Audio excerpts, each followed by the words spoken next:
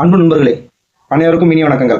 வரலாற்றில் இன்று பிப்ரவரி 19, 2013ஆம் ஆண்டு மறைந்த முன்னாள் முதலமைச்சர் புரட்சி தலைவி அம்மா அவர்களால் அம்மா உணவகம் திட்டம் செயல்படுத்தப்பட்டது. இந்தியாவிலே முதன்முறையாக விலை மலிவாகவும் நிறைந்த தரத்தில் அம்மா உணவகங்கள் தொடங்கப்பட்டன. இது மிகப்பெரிய சமூக நல திட்டமாகும்.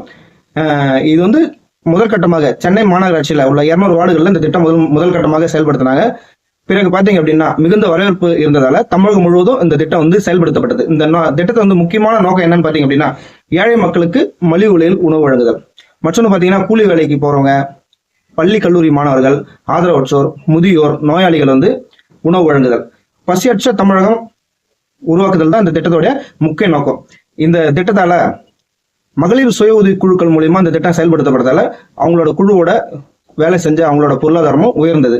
நம்ம 2013 தொடங்கி 2021 ஆட்சி முடியும் வரை நம்ம இந்த திட்டத்தை சிறப்பாக செயல்படுத்தணும். 2021 ஆட்சிக்கு அந்த கேடுகட்ட திமுக விடிய அரசு வந்ததுக்கு அப்புறம் இந்த திட்டங்கள் சிறப்பாக செயல்படுத்த திட்டத்தை கொஞ்சம் கொஞ்சமா முடக்க ஆரம்பிச்சாங்க. படிப்படியாக குறைக்கப்பட்டு முற்றிலும் இந்த திட்டம் முடக்கப்பட்டது. பல பேருக்கு பசியாரிய அம்மா உணவகங்கள்லாம் இன்னைக்கு பாத்தீங்க அப்படின்னா பாழடைஞ்சு போயிருக்கு. இதை பார்க்கும்போது மனசு ரொம்ப வலிக்குது.